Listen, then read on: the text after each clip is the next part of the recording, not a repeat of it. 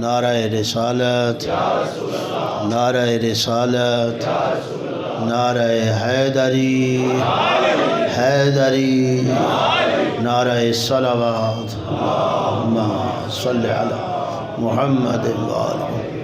اپنی اس عبادت کی قبولیت کے لیے بلند آواز سے صلوات پڑھیے، صلی علی محمد وآلہ۔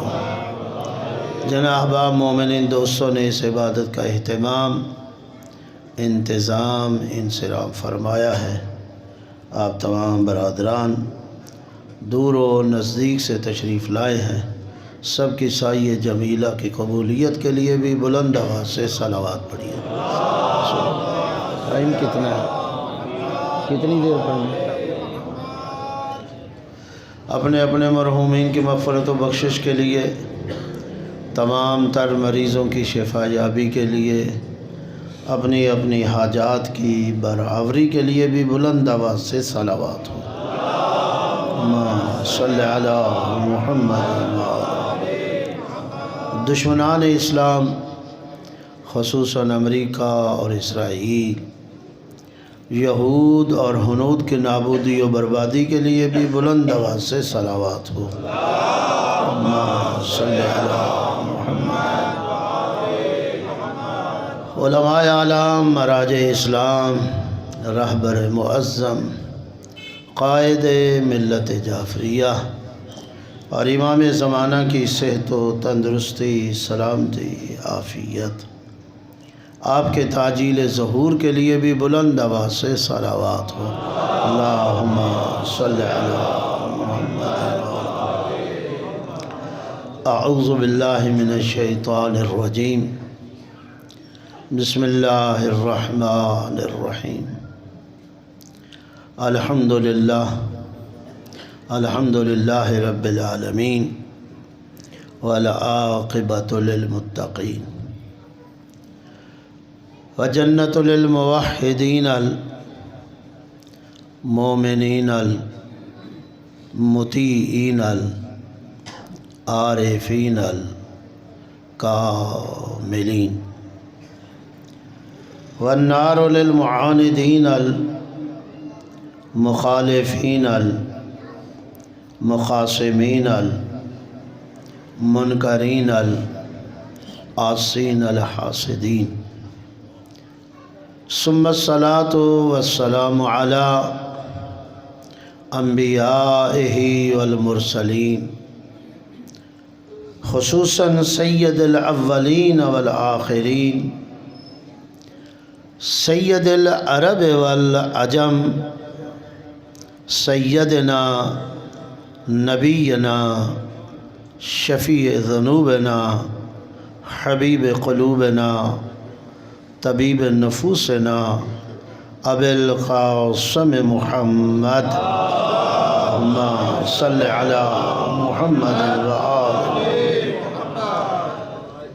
وعلی آل بیتہ الطیبین الطاہرین المعصومین المنتخبین المنتجبین، من یومنا ھذا الی یوم الدین وبعد یوم الدین،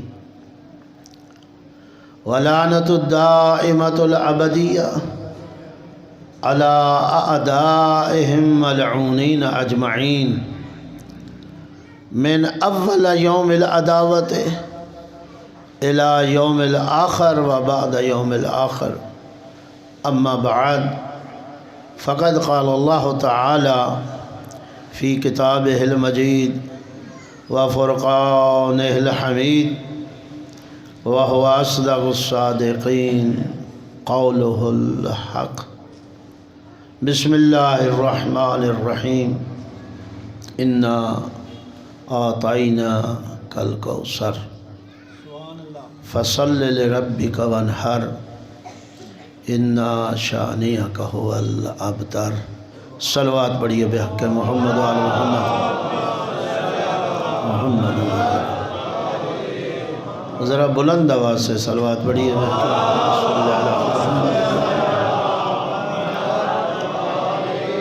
میرے نہایت ہی محمد والے محمد بآواز بلند अल्लाहुम्मा सल्लि अला मुहम्मद व आले। मेरे नहायत ही वाजिब एहतराम सामीन किराम हाज़िरीन इज़ाम, खालिक कायनात आपकी हमारी बानियान अज़ा की इस सही जमीला को, इस फ़र्श अज़ा को अपनी बारगाह में कबूल और मंजूर फरमाए। अल्लाह रब्बुल इज़्ज़त इस मुल्क की हिफाजत फरमाए, इसकी सरहदों की हिफाजत फरमाए और फ़िरक़ावारियत और दहशत गर्दी से इस मुल्क को, हम सब को महफूज रखे। और खालिक से ये भी गुजारिश है कि आज की ये मजलिस जहाँ हमारे लिए ज़रिया हिदायत करार पाए, वहाँ वसीला नजात भी ठहरे।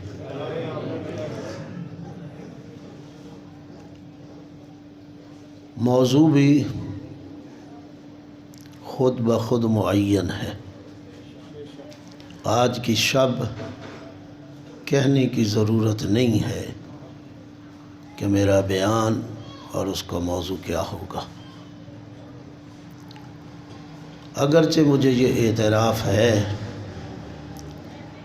कि ये एक ऐसा मौजू है जिस पे कई अशरे चाहिए गुफ्तगू करने के लिए।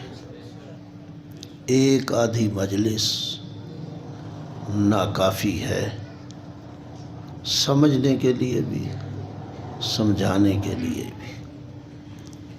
बहरहाल कुछ ना होने से होना बेहतर है।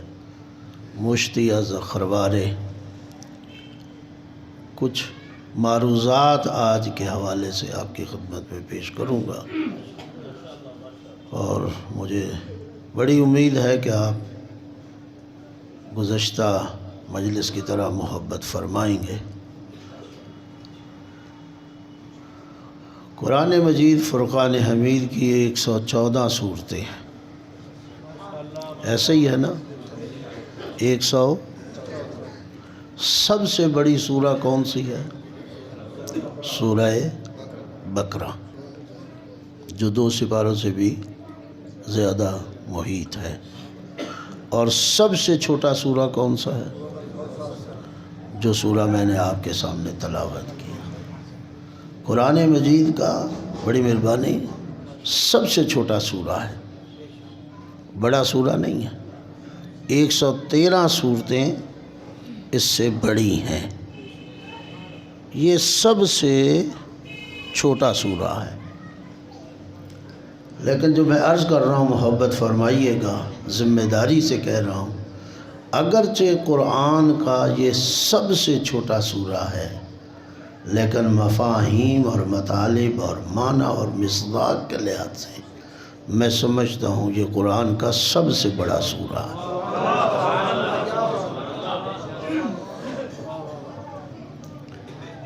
सबसे बड़ा सूरा मैं इसे महानी और मफ़ाहीम और मतालिब के लिहाज से, मिसदाक के लिहाज से इसे सबसे बड़ा सूरा समझता हूँ। और जो खुसूसियत इस सूरा को अल्लाह ने दी, बाकी 113 सूरतों को अल्लाह ने वो मकाम अता नहीं किया। बड़ी मोहब्बत फरमाइएगा ताकि बात मैं कुछ पहुंचा सकूं। जो मकाम अल्लाह ने इस सूरा को दिया है,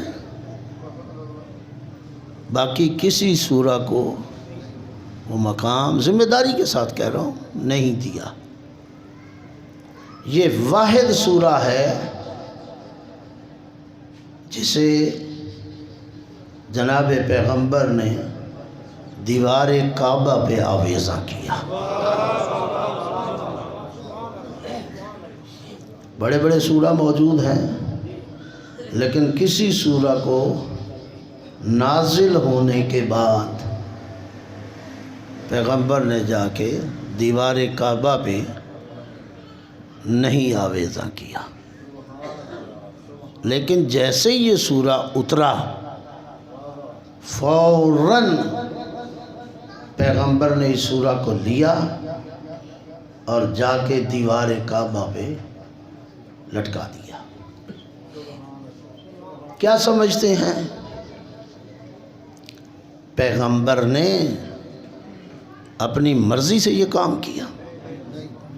وَمَا يَنْتِقُ عَنِ الْهَوَىٰ إِنْ هُوَ إِلَّا وَحْيٌ يُوحَىٰ۔ جس نبی کی زبان بغیر وحی کے حرکت نہیں کرتی، وہ نبی اٹھے، گھر سے نکلے، گلیوں سے گزرتا ہوا کعبہ جائے اور جا کے اس سورہ کو آویزاں کر دے،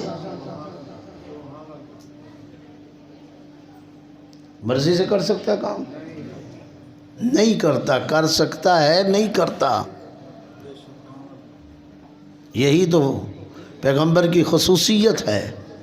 اگر آپ کہیں نہیں کر سکتا تو پھر کمال نہیں ہے۔ کر سکتا ہے مگر نہیں کرتا۔ جو بھی کرتا ہے وحی کے مطابق کرتا ہے،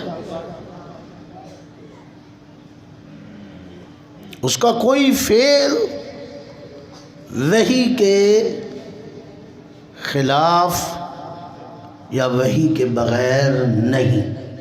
اگر اس نکتے کو امت اسلامیہ سمجھ لیتی تو پھر پیغمبر پر حرف زنی نہ کرتی۔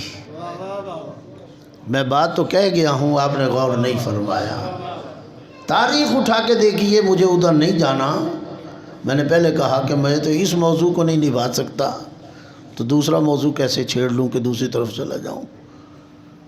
تاریخ کے کسی واقعے پر بھی اگر کسی نے پیغمبر اکرم کے حوالے سے حرف زنی کی ہے تو میں سمجھتا ہوں اور سمجھ سکتا ہوں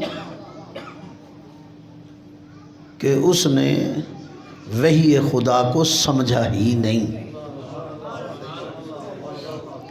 بھائی، سب سے چھوٹا عضو ہے بدن میں زبان، ایسا ہی ہے۔ تو جس کا سب سے چھوٹا عضو بغیر وحی کے نہیں حرکت کرتا، اس کا ہاتھ کیسے حرکت کر سکتا ہے؟ اس کے قدم کیسے حرکت کر سکتے ہیں؟ اس کا معنی یہی ہے کہ جا کے جو اس سورہ کو لٹکایا، آویزہ کیا دیوار کعبہ پر، یہ اپنی مرضی سے نہیں کیا، وحی الہی کے مطابق کیا۔ وہ تو میں بعد میں عرض کروں گا کیا خصوصیت تھی، کیوں آویزہ کیا، لیکن یہ سورہ کا خاصہ ہے کہ رسول نے، یہ واحد سورہ ہے جسے دیوار کعبہ پہ آویزہ کیا۔ بظاہراً دکھنے میں یہ معمولی سی بات ہے، مگر جو تاریخ پر نظر رکھتے ہیں وہ یہ ضرور تسلیم کریں گے یہ معمولی واقعہ نہ تھا۔ غور فرما رہے ہیں؟ توجہ فرما رہے ہیں؟ اگر جاگ رہے ہیں تو بلند آواز سے صلوات پڑھیے گا۔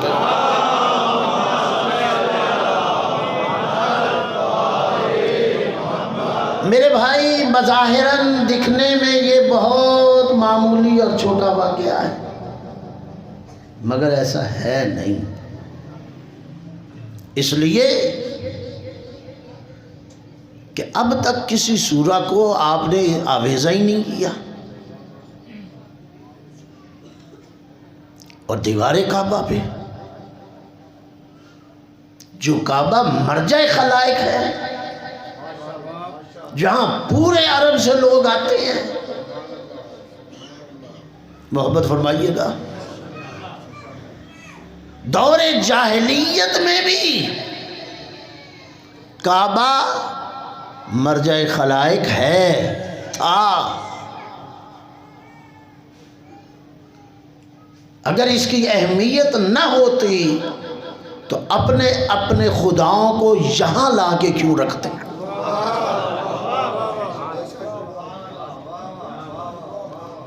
اپنے تراشے ہوئے ہاتھوں سے بنائے ہوئے بت یہاں کیوں لا کے رکھتے؟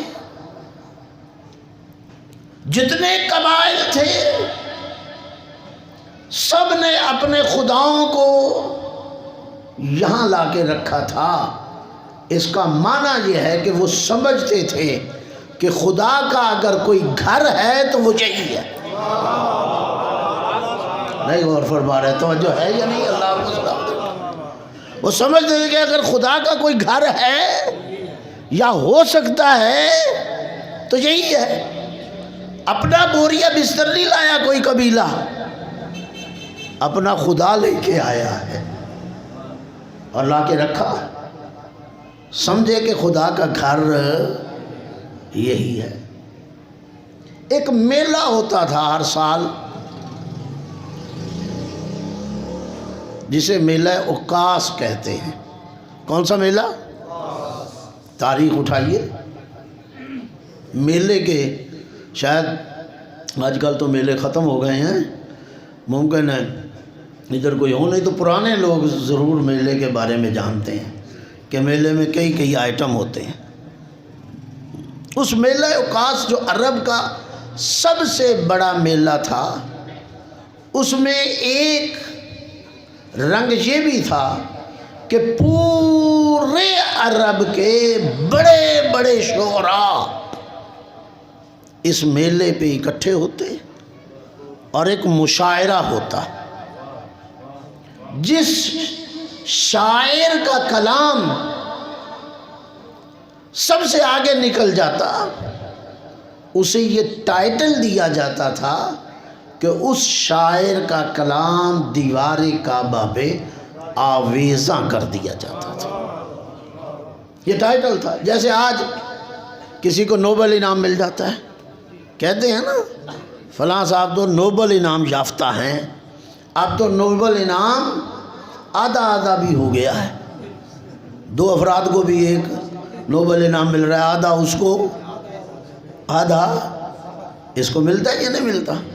تو اسی طرح جس شاعر کا، یہ عرب کے شعراء ہیں، عرب کی زبان کی وسعت سے دیکھیے، عرب کی زبان کی اہمیت کو اگر آپ جانتے ہیں اور عرب کے ادب سے اگر آپ واقف اور آشنا ہیں تو پھر آپ اس واقعے کی گہرائی اور گہرائی کو آپ سمجھ سکتے ہیں۔ آج کا چھوٹا عرب نہیں، یہ سعودیہ نہیں، پورا عرب، اس کے بڑے بڑے شعراء، مشاعرہ ہونا، جس شاعر کا کلام سب سے بڑا آگے نکلتا اسے اعزاز دیا جاتا، یہ ٹائٹل دے دیا جاتا کہ اگلے سال تک دیوار کعبہ پہ اس کا کلام وہی آویزہ کر دیا جاتا تھا، اور کسی کو جرت نہیں تھی کہ وہاں جا کے کوئی اپنا کلام آویزہ کر دے یا اسے اتار دے۔ بڑی محبت فرمائیے گا، کسی کو یہ اجازت نہیں تھی۔ اس سال جس شاعر کا کلام سب سے آگے گیا وہ امراء القیس تھا۔ کون سا شاعر تھا؟ بڑی محبت فرمائیے گا، امراء القیس۔ یہ جیتا اور اسے یہ اعزاز ملا کہ اس کے کلام کو دیوار کعبہ پہ آویزہ کر دیا۔ پورے عرب میں وہ شاعر مشہور ہو جاتا تھا کہ بھئی وہ شاعر اتنا بڑا، سینکڑوں لوگ شعراء آتے تھے۔ عربی ادب سے جو واقف ہیں وہ میری بات کو آسانی سے سمجھ سکتے ہیں۔ عجم کہا ہی اس لیے جاتا تھا، عجمی کہتے ہی اسی لیے تھے۔ عرب اپنے آپ کو عربی کہتے تھے، زبان والا، عجمی یعنی گونگا۔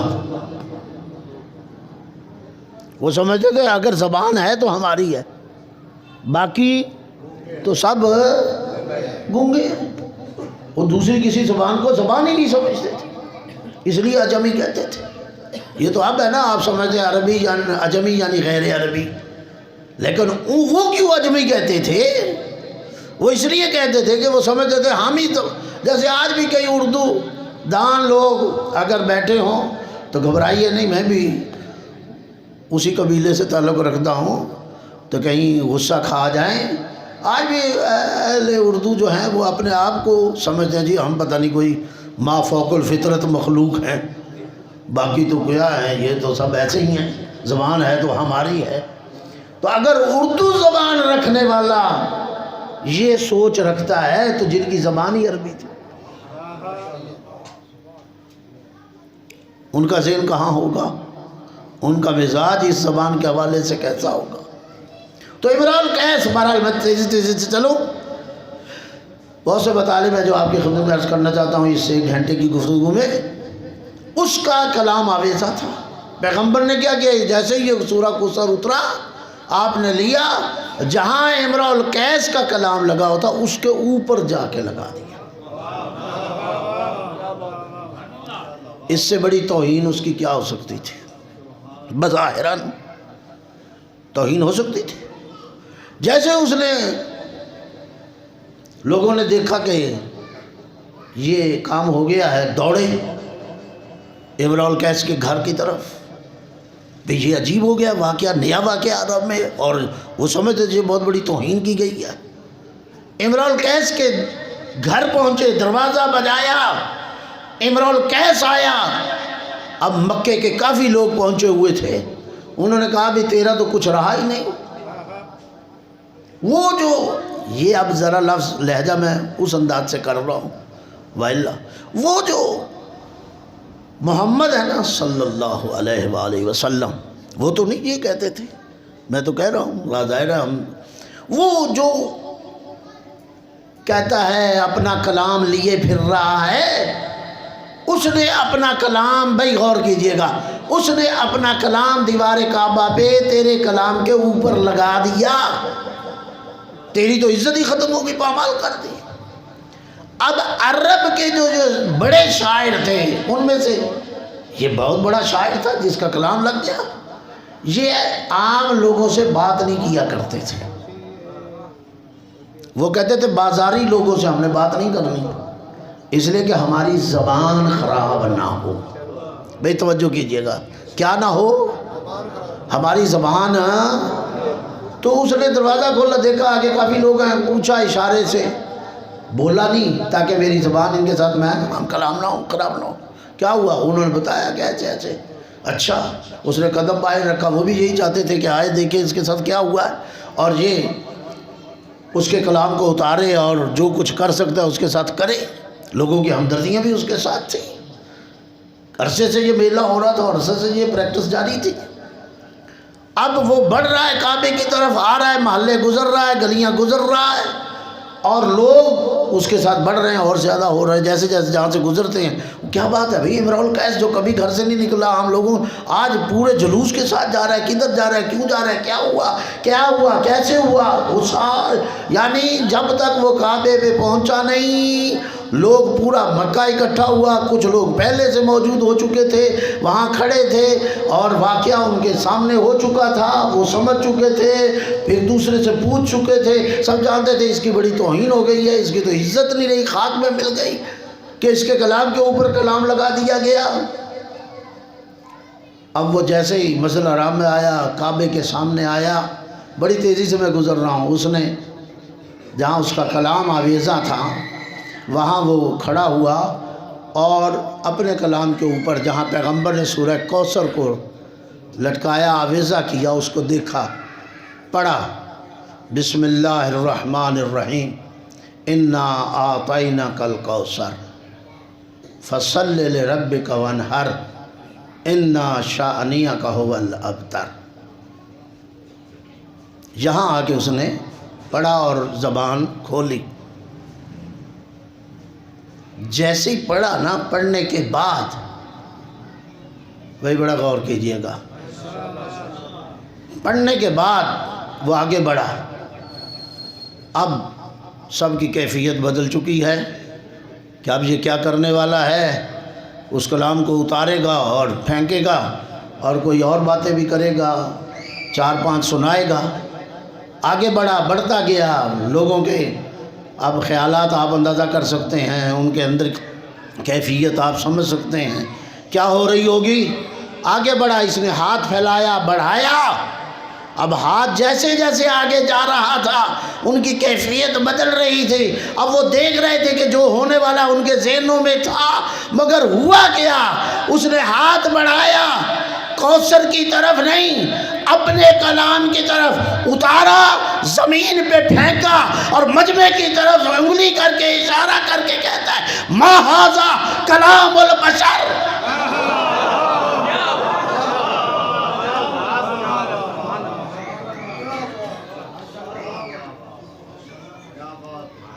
تاریخ نے اس بات کو اپنا حصہ بنا لیا۔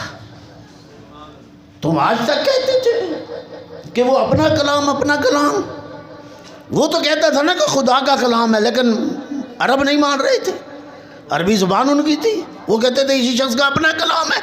لیکن اتنا بڑا شاعر جس کے کلام کے ساتھ یہ ہوا، اس کا جملہ تاریخ کا حصہ بن گیا، یہ جملہ اس کا ہے، کسی امام کا یا معصوم کا نہیں۔ اس نے کہا ما ھذا کلام البشر، او عربو سمجھو سنو، یہ کسی انسان کا کلام نہیں۔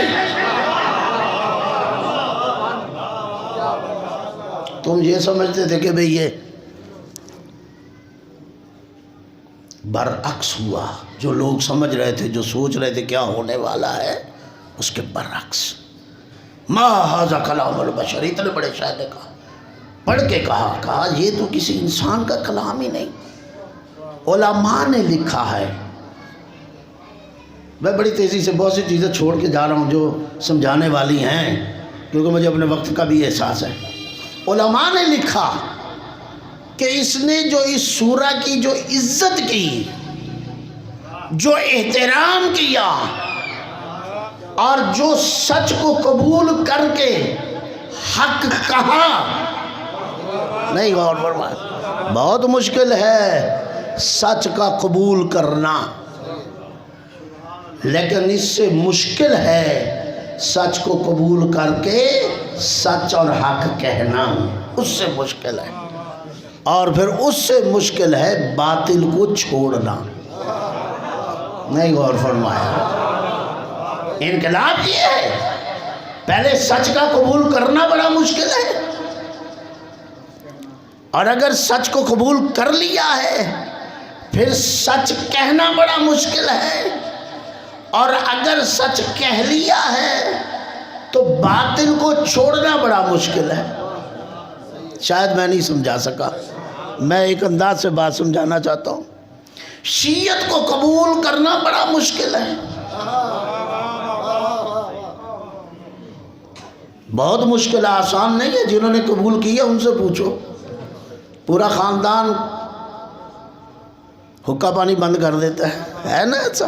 شیعت کو قبول کرنا بڑا مشکل ہے، اور اگر کر لیا جائے تو شیعت بتانا اس سے بڑا مشکل ہے، پھر شیعت پر عمل کرنا اس سے مشکل ہے، اور اگر عمل کر لیا جائے تو باطل کو چھوڑنا بڑا مشکل ہے۔ یہی وجہ تھی اسلام کا قبول کرنا بڑا مشکل، لیکن اگر کر لیا ہے تو اس پہ عمل کرنا بڑا مشکل ہے، اور اگر عمل کر لیا تو باطل کو چھوڑنا بڑا مشکل ہے۔ مجھے سمجھ ہے، آپ نہیں سمجھ پا رہے۔ یہی وجہ تھی کہ بہت سے لوگوں نے اسلام کو قبول کیا، قبول کرنے کے بعد عمل کرنے کی کوشش کی، لیکن باطل چھوڑنا اتنا مشکل تھا، تبھی بغلوں سے بت بھی دکھائے۔ کوئی بات سمجھ آئی ہے؟ اسی طرح شیعت کو سمجھنا بڑا مشکل ہے، قبول کرنا بڑا مشکل ہے، اور اگر قبول کر لیا جائے عمل کرنا بڑا مشکل۔ ممکن ہے ایک بندہ 50 سال شیعت کو ہو گئے قبول کیے، شیعہ مذہب کو، لیکن ابھی بھی ممکن ہے نظر آئے کہ شیعہ مذہب کو تو قبول کر لیا ہے لیکن شیعت اس کے اندر ابھی 10% بھی نہیں۔ اب میں اس موضوع پہ نہیں آنا چاہ رہا، کبھی موقع ملا تو بات میں نے سمجھانے کے لیے بہت کر دی ہے۔ اگر آپ سوچیں کہ شیعت اس کے اندر 10% بھی ممکن ہے نہ ہو اور 100% ابھی باطل کی چیزیں اس کے پاس ہوں جو ابھی تک چھوڑنے کے لیے تیار نہ ہو، اگر ابھی بھی نہیں سمجھے تو مثال دے دوں، 72-74 سال ہو گئے پاکستان کو بنے، ہو گئے یا نہیں ہو گئے؟ آپ ہندوؤں سے جدا ہو گئے، سکھوں سے جدا ہو گئے، عیسائیوں سے کب سے جدا ہوئے، لیکن ابھی تک اگر آپ کے مرنے غمی خوشی میں ہندوؤں کی رسمیں ہیں تو پھر سمجھ لیں کہ کتنا مشکل ہے۔ غور فرمائے، کتنا مشکل ہے؟ آسان ہے؟ آسان ہے؟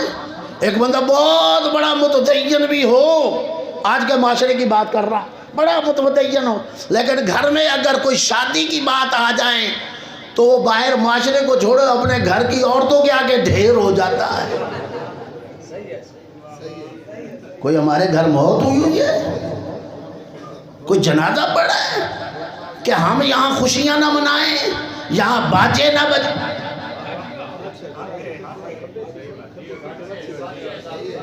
چلو میں اس سے آگے نہیں جاتا، ذرا صلوات پڑھیے بحق محمد۔ میری مائیں بہنیں بیٹیاں بھی بیٹھی ہیں نا، کہیں وہ بھی سارے نہ ہو جائیں تو ان کا قصور نہیں ہے، چلو جاتے جاتے بیعت کر جاؤں، اس لیے کہ ہم نے اپنے گھروں میں تربیت کا کب سے شیعت قبول کی یا کب سے شیعہ ہیں، مگر آج تک شیعت کی تربیت کا آغاز میں نے اپنے گھر میں کیا ہی نہیں۔ تو پھر گھر میں تبدیلی کیسے آئے گی؟ آ جائے گی؟ توجہ ہے؟ تو بڑا مشکل تھا بھائی، غور فرمائیے گا، بڑا مشکل تھا، لیکن اس نے کیا کیا؟ کہا ما ھذا کلام البشر، یہ کسی انسان کا کلام نہیں۔ علماء نے لکھا جو اس نے عزت کی، آپ ذرا غور کیجئے گا، آپ زیادہ نہ ہو جائیں کہ بھئی پتہ نہیں کدھر جا رہے ہیں، میں واپس آ گیا ہوں، واپسی کا گیئر لگا لیا ہے۔ جو عزت کی اس سورہ کوثر کی، علماء نے لکھا اللہ نے اسے اس کے بدلے کیا دیا۔ ابھی ظاہراً یہ مسلمان تو نہیں تھا نا، کیا دیا؟ علماء نے لکھا اللہ نے اسے 2 بیٹیاں دی، 2 بیٹیاں امرؤ القیس کو اللہ نے دی۔ ذرا غور کیجئے گا، آج بھی ایک بیٹی کی رات ہے، 2 بیٹیاں اللہ نے امرؤ القیس کو دی، عزت کرنے کی وجہ سے 2 بیٹیاں دی۔ ایک بیٹی امام حسین کے گھر آئی جس کا نام رباب ٹھہرا، جناب سکینہ اور جناب اصغر کی ماں بنی۔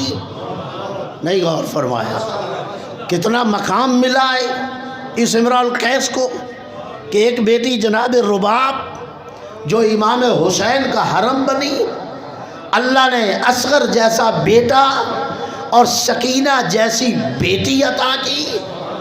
دوسری بیٹی علماء میں اختلاف ہے، بہرحال میں آپ کے سامنے، بعض نے لکھا ہے جناب علی کا حرم بنی، بعض نے لکھا امام حسن کا حرم بنی، یعنی دونوں بیٹیاں 2 ائمہ کے گھر آئیں، 2 معصوم کے گھر آئیں۔ نہیں غور فرمایا کتنی عزت دی۔ اچھا ایک بات کہہ دوں، اگرچہ یہ مصائب کا رنگ ہے، ہمارے یہ بات مصائب میں ہمیشہ پڑھی جاتی ہے، آنسو آ بھی جائیں تو کوئی بات نہیں ہے، آج تو رونے کی اور گریہ کرنے کی رات ہے، لیکن میں بات آگے بڑھانا چاہتا ہوں۔ یہ علماء نے جو لکھا کہ دیکھیے واقعہ کربلا میں، عاشور میں 72 شہداء جو مشہور ہیں، کسی شہید کو یہ اعزاز نہیں ملا جو جناب اصغر کو ملا، جو اعزاز، اللہ کو سلامت رکھے، جو اعزاز جناب اصغر کو ملا، اکبر جیسے بھائی کو بھی نہیں ملا، عباس جیسے شہید کو نہیں ملا، قاسم جیسے شہید کو نہیں ملا جو اصغر کو ملا۔ حالانکہ اصغر جب میدان میں گیا تھا، آپ سب جانتے ہیں، کوئی تلوار تو نہیں تھی نا ہاتھ میں، کوئی گھوڑے پہ بیٹھ کے تو نہیں گیا، نہ وہ گھوڑے پہ بیٹھنے والا تھا، اتنی عمر نہیں تھی، وہ تو تلوار بھی نہیں اٹھا سکتا تھا، لیکن حسین کی آواز پہ لبیک کہا، اور جب میدان کارزار میں گیا، اور وہ لمحہ آپ کے سامنے ہے، علماء و ذاکرین واعظین سے آپ سنتے ہیں کہ جب استغاثہ پانی کا کیا، کہا کہ تو اپنے بہانہ بنا رہا ہے اس بچے کا، کہا اصغر دے گواہی۔ علماء نے لکھا ہے جناب اصغر نے خشک زبان کو اپنے ہونٹوں پہ پھیرا، تلوار نہیں تھی ہاتھ میں، لیکن فوج اعداء میں یہ انقلاب آ گیا جو کوئی شہید نہ لا سکا، کہ فوراً پسر سعد کو جو چیز نظر آئی، فوراً حرملہ کو کہا حرملہ اقطع کلام الحسین، جلدی کر حسین کی زبان کاٹ دے۔ پتہ نہیں میں سمجھا سکا ہوں یا نہیں سمجھا سکا، اکبر کی زبان حسین کی زبان نہیں کہا گیا، عباس کی زبان کو حسین کی زبان نہیں کہا گیا، قاسم کی زبان کو حسین کی زبان نہیں کہا گیا، لیکن اصغر اگرچہ بول بھی نہیں سکا، فقط زبان پھیری، کہا اقطع کلام الحسین، جلدی کر حسین کی زبان کو کاٹ۔ وہ 3 شعبہ تیر جو چلا، اس لیے علماء نے لکھا یہ اثر تھا امراء القیس کا اپنے نواسے میں، کہ اس بچے نے میدان کربلا میں جا کے وہ نانا کا جو اثر تھا اللہ نے دیا، کیا عزت دی امراء القیس کو۔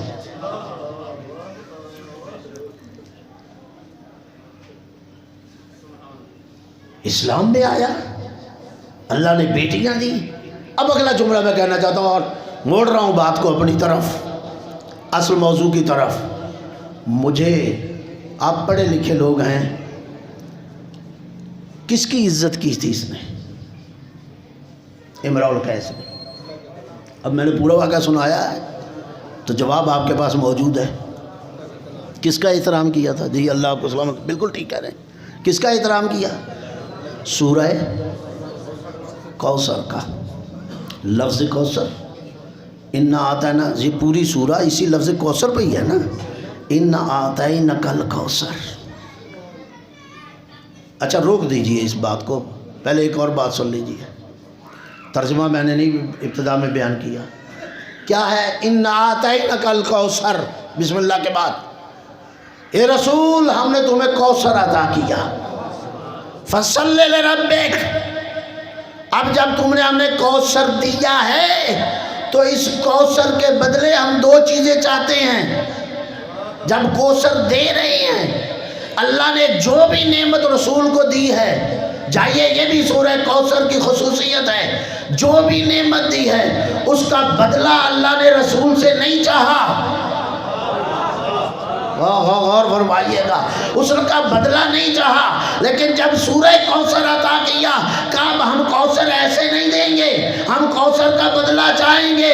بدلہ اسی میں ہے۔ بدلہ کیا چاہا؟ انا آتینک الکوثر، اے رسول ہم تمہیں کوثر دے رہے ہیں، کوثر۔ اب اس کے بدلے 2 چیزیں چاہتے ہیں۔ پہلی چیز فصلی لربک، کوثر کے بدلے اپنے رب کی نماز پڑھ۔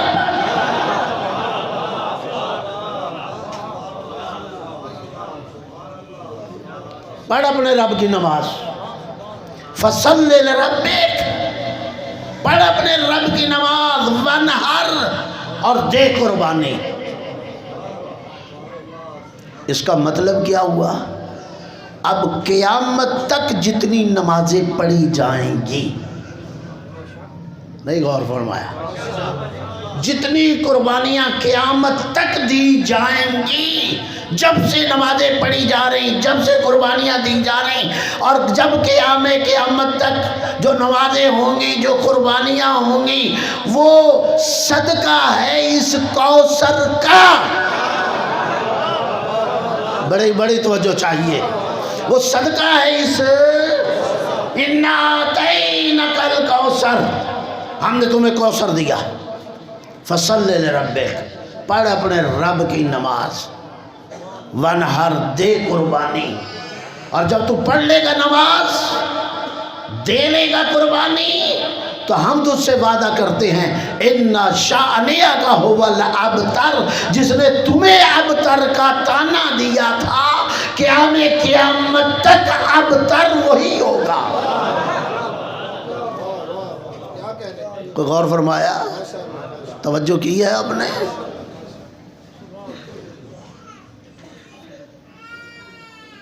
قیامت تک ابتر کون ہوگا؟ یعنی ایک شخص تھا نا جس نے پیغمبر کو طعنہ دیا کہ یہ ابتر ہے، اور کیوں طعنہ دیا؟ لوگوں کو سمجھانے کے لیے، فقط پیغمبر کو دکھانے کے لیے نہیں، پیغمبر کو تو دکھ ہوا، اور نہ معلوم، میں نہیں بتا سکتا کتنا دکھ تھا کہ پیغمبر نے پتھر کھائے، شاید اتنا دکھ نہیں کیا، ظلم و ستم سہا، شاید اتنا دکھ نہیں کیا، لیکن جب ابتر کا ملا نا طعنہ، پیغمبر کے دل کو کتنی ٹھیس پہنچی، دنیا سمجھے یا نہ سمجھے، اللہ کو کتنا اندازہ ہوا کہ میرے نبی کو کتنی ٹھیس پہنچی ہے۔ جبرائیل جا، سب سے پہلے میرے نبی کی خدمت میں یہ مژدہ سنا، کیا یہ سنا کہ تیرے دل کو ٹھیس نہیں لگنی چاہیے، یہ جو ابتر کہہ رہا ہے میں تمہیں کوثر دے رہا ہوں، اور نتیجے میں ابتر کون ہوگا؟ جو تجھے ابتر کہہ رہا ہے، یعنی تم بریدہ مقطوع النسل۔ اس نے کیوں کہا تھا؟ ایک طرف پیغمبر کو دکھ مل جائے، دوسری طرف اپنے لوگوں کو حوصلہ مل جائے کہ یار آج ہمارے معاشرے میں بھی آج ایسے ہی ہے، جس کا بیٹا نہ ہو چاہے 10 بیٹیاں ہوں، کہیں گے ایسا بیچارہ ہی ہے، یہ تو بیچارہ اس کی نسل ہی باقی نہیں رہی۔ تو اس نے بھی کہا تھا یہ ابتر ہے، آج نہیں تو کل چلا جائے گا، جو یہ کام کر رہا ہے اگر سے ہم سے نہیں ختم ہوا تو جب اس کا کوئی آگے بڑھانے والا ہی نہیں غور فرمایا، توجہ ہے، اس کا کام بڑھانے والا ہی نہیں، تو یہ کیسے کام بھی ختم ہو جائے گا؟ اس کے جانے کے بعد یہ جو قرآن کہتا ہے یہ بھی ختم، یہ جو اسلام کہتا ہے یہ بھی ختم، یہ جو دین کہتا ہے یہ بھی ختم، یہ جو مذہب کہتا ہے یہ بھی ختم، یہ جو مکتب کہتا ہے یہ بھی ختم۔ تسلی دی اپنے لوگوں کو، پھر دکھ پہنچایا پیغمبر کو ابتر۔ اور اگر آج مسلمان کلمہ پڑھ کے اور شیعہ علی ولی اللہ کہہ کر بھی پھر کسی کو یہ کہے ہاں اس کو بیٹی دی ہے بیٹا نہیں، یہ تو بیچارہ ایسے ہی ہے، تو پھر سمجھو شاید یہ شیعہ ہی نہیں، یہ اسلام کو سمجھے نہیں ہے، یہ شیعت کو سمجھے نہیں ہے۔ یہ اسلام جو بیٹی کو عزت دے رہی ہے، جو اسلام بیٹی کو احترام دے رہا ہے، جو اسلام بیٹی کو مقام دے رہا ہے، تو کلمہ پڑھ کے لا الہ الا اللہ محمد رسول اللہ کہہ کے اور ہمارا شیعہ اس کے بعد علی ولی اللہ پڑھ کر اگر یہ طعنہ کسی کو دے تو اس کا معنی یہ ہے وہ شیعت اور اسلام کو نہیں سمجھا۔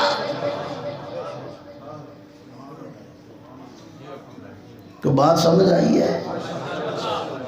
اگر سمجھ آئی تو بلند آواز سے صلوات پڑھیے، پانی دیجیے، ایک مرتبہ پھر صلوات پڑھیے۔ بات سمجھ آ گئی؟ ابتر کا طعنہ ملا، اللہ نے سورہ کوثر نازل کر دیا اور واقعہ آپ نے سن لیا۔ اگلی بات جو میں کہنا چاہتا ہوں ذرا اس کو سمجھیے گا، صلوات پڑھیے بہہ کے محمد و آل محمد۔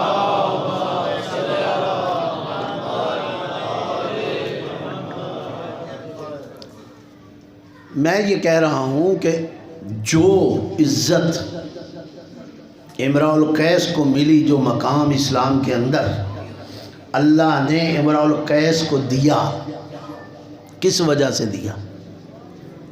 ابھی آپ بتا کے گئے ہیں، کوثر کی وجہ سے، اس کے احترام کی وجہ سے، لفظ کوثر کی وجہ سے، یہ لفظ ہے۔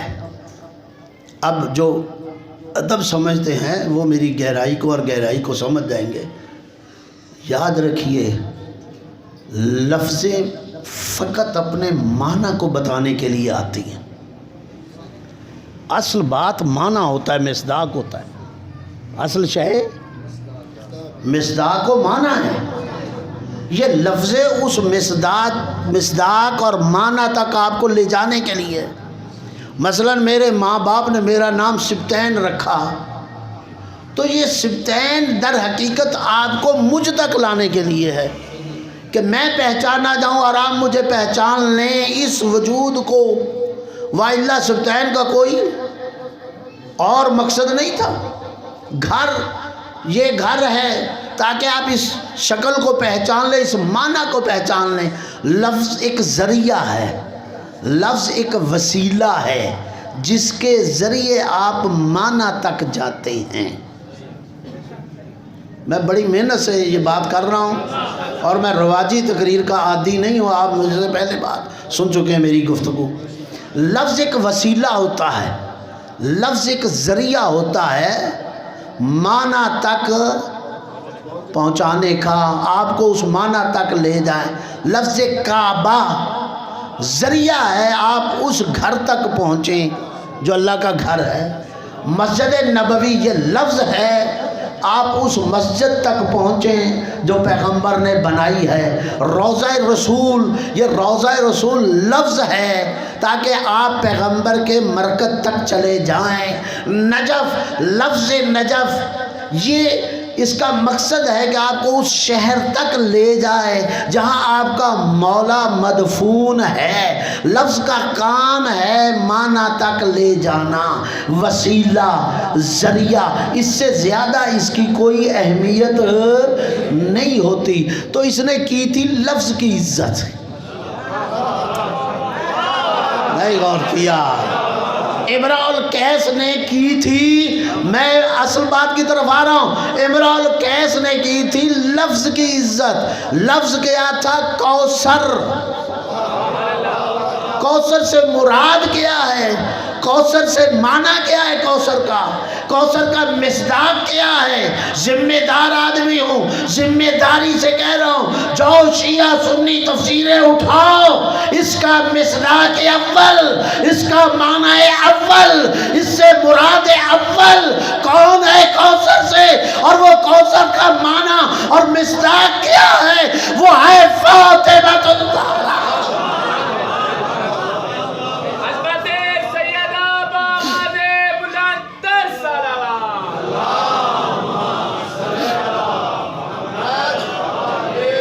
کون ہے معنی؟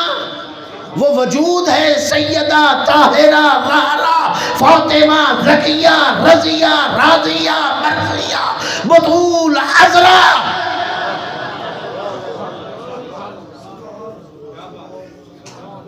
لفظ کوثر کا معنی اصل وہ بی بی ہے۔ نہیں، ابھی آپ نہیں پہنچے جو میں بات کہنا چاہتا ہوں۔ میرے محترم، لفظ ذریعہ ہے معنی تک، وسیلہ ہے معنی تک لے جانے کے لیے۔ تو اگر لفظ کی عزت سے اللہ یہ مقام دے دے تو پھر معنی اور زہرا کے وجود کی کوئی عزت کرے؟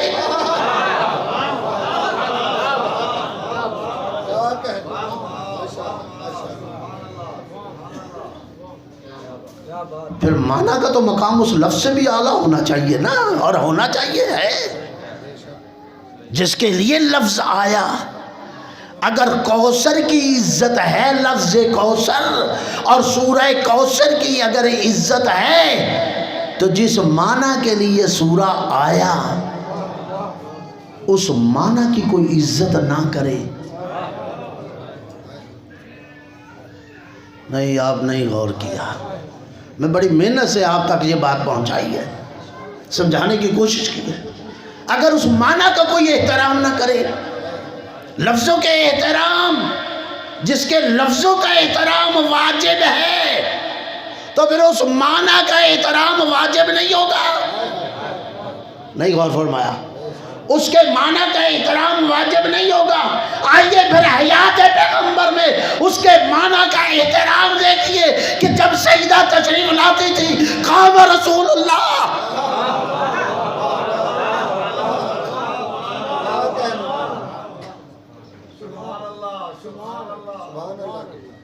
بی بی کیا ہے؟ معنی ہے، اس لفظ کوثر کا معنی ہے۔ تو اگر لفظ کی عزت یہ ہے تو پھر معنی کا مقام اور معنی کی عزت سمجھیے۔ تبھی جب یہ بی بی تشریف لاتی پیغمبر اٹھ کھڑے ہوتے تھے، فقط اٹھتے ہی نہیں تھے، قام رسول اللہ ہی نہیں ہوتا تھا، پیغمبر اکیلا کھڑا ہی نہیں ہوتا تھا، اپنے مقام کو چھوڑ دیتے تھے، فقط مقام ہی نہیں چھوڑ دیتے تھے، قدم آگے بڑھاتے تھے، فقط قدم ہی آگے نہیں بڑھاتے تھے، ہاتھ دراز کرتے تھے، فقط ہاتھ ہی دراز نہیں کرتے تھے، اپنی بیٹی کا جا کے آگے استقبال کرتے تھے، فقط استقبال ہی نہیں کرتے تھے، بی بی کے ہاتھوں کو اپنے ہاتھوں میں لیتے تھے، فقط ہاتھ ہی نہیں لیتے تھے، ہاتھوں کو اٹھا کے بوسہ دیتے تھے، فقط بوسہ ہی نہیں دیتے تھے، بغل میں لا کے اپنی جگہ پہ لاتے تھے، فقط اپنی جگہ پہ نہیں لاتے تھے، اپنی جگہ پہ بٹھاتے تھے۔ کوئی غور کیا ہے؟ بٹھاتے تھے۔ اور یہ چپ گئی بات، نہیں غور کیا، چپ گئی بات، میں سمجھتا ہوں احسان ہے۔ میں بات کر گیا ہوں، پتہ نہیں کہاں تک کس کو سمجھ آئے گی۔ چپ گئی بات، لیکن میں سمجھتا ہوں احسان ہے جناب عائشہ کا، بی بی عائشہ کا احسان ہے۔ اگر یہ سوال نہ فرماتی، آج تک اتنی وضاحت نہ ہوتی۔ جب اس چیز کو دیکھا، میں اس سے بڑھ کے میں کچھ نہیں کہہ سکتا، جب دیکھا پیغمبر کے اس عمل کو، یہ ایک دفعہ کا عمل نہیں تھا۔ اور فرمائے، یہ ایک دفعہ کا عمل نہیں تھا، یہ ہر روز ہوتا تھا، کئی بار ہوتا تھا۔ میں کہوں گا جناب عائشہ، یہ آپ کا احسان ہے مسلمانوں پر کہ آپ نے یہ جو چبھی ہوئی تھی معاشرے کو بات، نہیں غور فرمایا، توجہ ہے یا نہیں؟ یہ جو بات چبھ رہی تھی، آپ نے اس چبھن کو واضح کیا، کہا یا رسول اللہ، ہاں کیا بات ہے؟ آداب عرب کے خلاف ہے کوئی باپ اپنی بیٹی کا اس طرح احترام کرے؟ نہیں غور فرمایا، توجہ ہے؟ آداب عرب کے خلاف ہے کوئی باپ۔ بھئی ذہن میں رکھیے گا کہ لفظ کا احترام کتنا اور معنی کا احترام پھر کتنا ہونا چاہیے۔ کہ آداب عرب کے خلاف ہے کوئی باپ اپنی بیٹی کا اس طرح احترام کرے جیسے ابھی یہ لفظیں کہی، آخری حرف جناب عائشہ کی زبان پہ تھا، رسول بولے عائشہ میں خود نہیں کرتا۔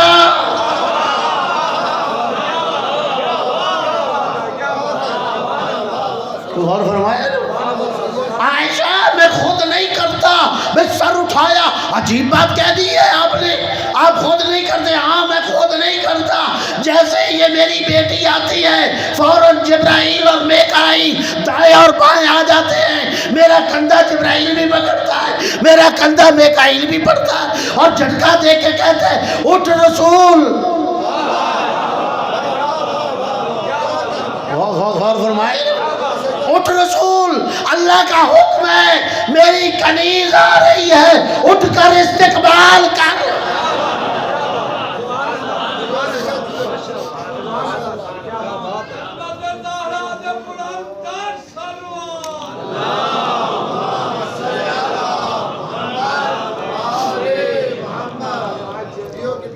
ابھی تو سمجھے ہی نہ اس بی بی کا مقام، تجھے اس بی بی کی عزت کا پتہ ہی نہ ہو۔ جس لفظ کا احترام یہ ہے، اس کا معنی بھی دیکھ لے، اس معنی کا احترام کتنا ہے کہ کائنات کا رسول کھڑا ہو تو پھر مجھے بتائیے، میں عام امتی کی بات نہیں کرتا، میں تبع تابعی کی بات نہیں کرتا، میں تابعی کی بات نہیں کرتا، میں کسی صحابی کی بات نہیں کرتا، جب رسول کھڑا ہوتا ہوگا آدم سے لے کے عیسیٰ موسیٰ تک،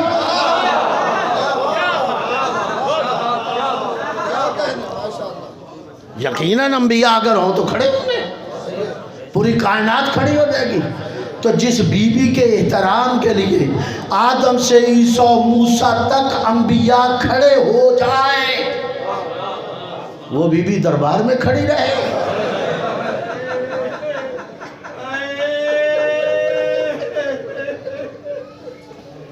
میرے پاس ٹائم ہوتا تو میں بڑی باتیں کرتا ہوں، میں نے پہلے کہا یہ موضوع اشرے چاہیے۔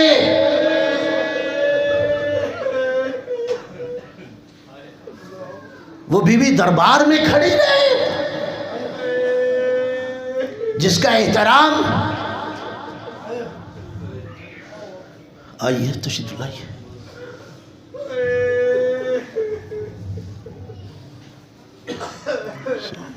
رحمت اللہ، اجازت چھوڑ دیا میں نے ایک بات، جس جہاں لفظ کا یہ معنی ہو، احترام ہو اتنا واجب، وہاں معنی کا احترام دیکھ لیا۔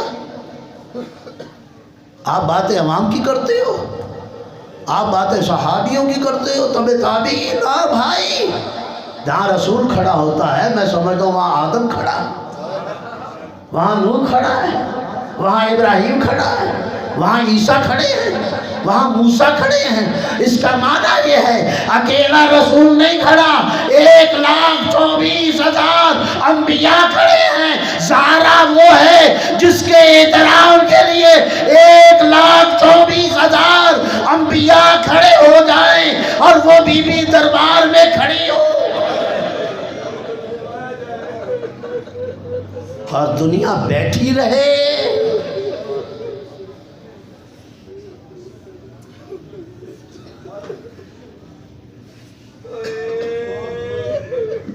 اجرکم اللہ۔ اور کون سی بی بی؟ صدیقہ، طاہرہ، راضیہ، مرثیہ، یہ دو لقب پڑھتے ہو نا، راضیہ اور مرثیہ۔ اس کا معنی جانتے ہو؟ میں زیادہ بتا نہیں، قبلہ صاحب بھی میرے بھائی بھی تشریف لے آئے ہیں۔ راضیہ جو اللہ پر راضی رہنے والی ہو، مرضیہ جس پر اللہ راضی ہو، صدیقہ۔ 2-3 جملے اور مسائل میرے بس۔ صدیقہ، صادقہ نہیں کہا، صدیقہ۔ فرق ہے صادقہ اور صدیقہ میں۔ صادقہ اسے کہتے ہیں جو سچ کہے، جو کہے وہ سچ ہو۔ صادقہ اسے کہتے ہیں جھوٹ نہ بولے، جب بولے سچ بولے، اسے صادقہ کہتے ہیں کہ جو کہہ دے وہ سچ کہے۔ صدیقہ اسے نہیں کہتے، صدیقہ اسے کہتے ہیں جو کہہ دے وہ سچ ہو جائے۔ فرق ہے صدیقہ اور صادقہ میں۔ صادقہ وہ ہے جو واقعے کے مطابق بات کرے، میں بات سمجھا رہا ہوں۔ صادقہ وہ ہے جو واقعے کے مطابق بات کرے، صدیقہ وہ ہے جو بات کر دے واقعہ اس کے مطابق ہو جائے۔ یہی وجہ تھی کہ جب صدیقہ نے بچوں کے جواب میں کہا کہ بیٹے تمہارے لباس درزی کے پاس ہیں، اب واقعے کو ضرورت ہے کہ اس کے مطابق ہو، تب اللہ نے کہا رضوان جاؤ اور آج جا کے یہ نہ کہنا میں جنت سے آیا ہوں، بلکہ جب پوچھے تو کون ہے تو کہنا انا خیاط الحسنین، میں حسنین کا درزی ہوں۔ نہیں، میں نہیں سمجھا سکا، شاید آپ نے غور نہیں کیا۔ میں نے کہا یہ صدیقہ نہیں ہے، صادقہ نہیں ہے، صدیقہ ہے جو کہہ دے وہ سچ ہوگا، ہو واقعہ اس کے مطابق۔ تو اس صدیقہ نے جب جا کے اپنے حق کی بات کہہ دی دربار میں، تو صادقہ کو نہیں جھٹلا رہا، تو صدیقہ کو جھٹلا رہا ہے۔ تو صادقہ کو نہیں جھٹلا رہا، تو صدیقہ کو جھٹلا رہا ہے۔ تو کہہ رہا ہے نہیں ہم تیری بات نہیں مانتے، اب تو نے پڑھا قرآن، قرآن نہیں مانتے، اچھا دے گواہی۔ کس سے گواہی مانگ رہے ہو؟ جو صادقہ نہیں صدیقہ، اس سے گواہی مانگ رہے ہو۔ دکھ یہی ہے، جسے امت صدیقہ کہے اس کا تو احترام ہم سے چاہتے ہو، جسے رسول صدیقہ کہے پھر اس کا احترام کیوں نہیں کیا جاتا؟ کا گواہ پیش کرو۔ حالانکہ پیغمبر کی ایک حدیث میں آپ کی خدمت میں پڑھ رہا ہوں، پیغمبر نے فرمایا یہ میری بیٹی جو فاطمہ ہے نا، آیت الرحمن و ترجمان القرآن، یاد رکھو یہ اللہ کی نشانی ہے اور قرآن کی ترجمان ہے۔ میں دوسرے جملے پہ جا رہا ہوں، پہلے جملے کو چھوڑ رہا ہوں۔ یہ اللہ کی نشانی ہے، قرآن کی ترجمان ہے۔ جسے رسول ترجمان قرآن کہہ دے، اس کا پڑھا ہوا قرآن ٹھکرا دیا جائے، کہہ دیا جائے کر گواہ پیش۔ بی بی نے پھر بھی انکار نہیں کیا، کہا اچھا گواہ چاہتے ہو تو گواہ بھی دیتی ہوں۔ دیے گواہ یا نہیں؟ اور وہ گواہ دیے جو رسالت کے گواہ تھے۔ عجیب بات ہے، علی کو پیش کیا، حسن کو پیش کیا، حسین کو پیش کیا، ایک بی بی کو پیش کیا۔ گواہ وہ تھے جو رسالت کے، علی رسالت کا گواہ تھا، حسنین رسالت کے گواہ تھے۔ عجیب ہے، ان گواہوں کو عیسائی مان لے اور مسلمان نہ مانے۔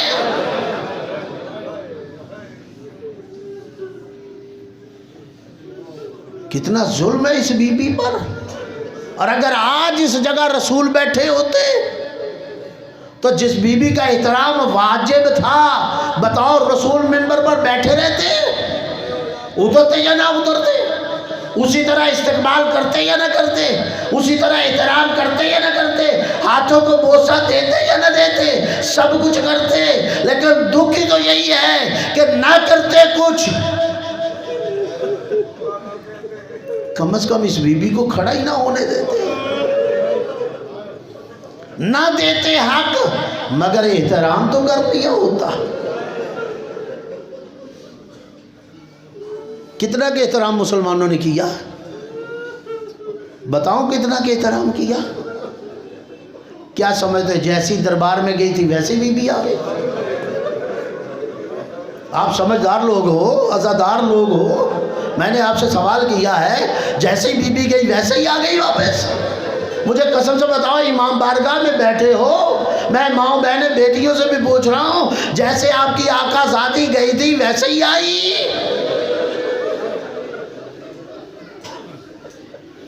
آغا مہاجر بہت بڑے خطیب ہیں، عراق میں 10 جلدوں میں جناب سیدہ پر انہوں نے مبسوط کتاب لکھی ہے۔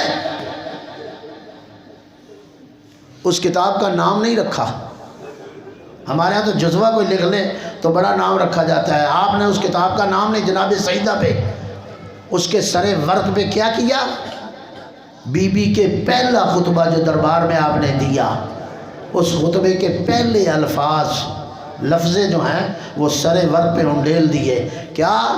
اعلموا انی فاطمہ۔ جب دربار میں گئی بی بی کو کہنا پڑا، او مجھے پہچانو میں فاطمہ ہوں، اجرکم من اللہ، او مجھے پہچانو میں فاطمہ ہوں، کوئی اور نہیں۔ وہ آقا مہاجر کہتے ہیں میں شام پڑھ رہا تھا، بات ذہن میں رہے، میں نے سوال کیا تھا جیسے بی بی گئی ویسے آئی؟ وہ آقا مہاجر شام کہتے ہیں میں پڑھ رہا تھا مجلس کہ میں نے بی بی کا محشر میں آنا پڑا، اور روایت ہے نا کہ بی بی جب محشر میں آئیں گی حکم دیا جائے گا غضوا ابصارکم، غضوا ابصارکم، اپنی آنکھیں بند کرو، رسول کی بیٹی آ رہی ہے، سارے محشر اہل محشر آنکھیں بند کر لیں گے، لیکن رسول آنکھیں نہیں بند کریں گے، اور رسول کو بھی آ کے ادب سے کہا جائے گا آپ بھی آنکھیں بند کر لیجیے، اور رسول کہیں گے کیوں، میری تو بیٹی آ رہی ہے، مجھے کیوں کہہ رہے ہو؟ سنیں گے جملہ؟ کہا رسول آپ بھی بند کر لیجئے، کہا کیوں، میری بیٹی آ رہی ہے، کہا درست ہے آپ کی بیٹی آ رہی ہے، مگر جس طرح دنیا سے اٹھتی تھی ویسے آ رہی، آپ دیکھ نہیں سکیں گے۔ اجرکم اللہ، اللہ آپ کی عبادت قبول کر۔ آپ بھی آنکھیں بند کر لیجئے، آپ دیکھ نہیں سکیں گے آپ کی بیٹی جس طرح دنیا سے اٹھی تھی۔ آغا مہاجر کہتے میں نے یہ واقعہ پڑھا، میں نے کہا بی بی محشر میں روتی آنکھوں سے آئیں گی۔ جملہ یاد رہے کہ بی بی جیسے گئی ویسے آئی، نہیں ایسا نہیں ہوا۔ کہتا جب میں نے پڑھا نا بی بی روتی آنکھوں سے آئیں گی، ایک سید عالم دین مجمع سے اٹھ کھڑے ہوئے کہتے آغا مہاجر غلط نہ پڑھ۔ کہا میں نے کیا پڑھا ہے؟ کہا بی بی روتی آنکھوں سے نہیں، روتی آنکھ سے آئیں گی۔ ایک آنکھ تو ظالم نے ضائع کر دی۔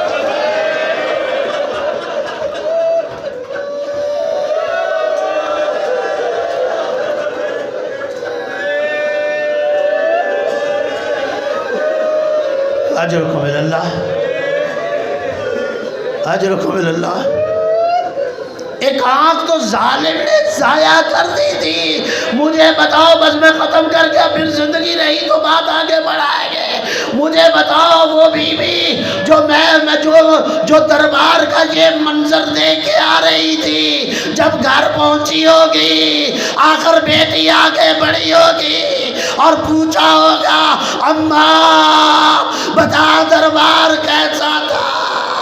یقیناً بی بی نے بتایا ہوگا اے زینب، اے زینب مجھ سے نہ پوچھ دربار۔ انا للہ و انا الیہ راجعون۔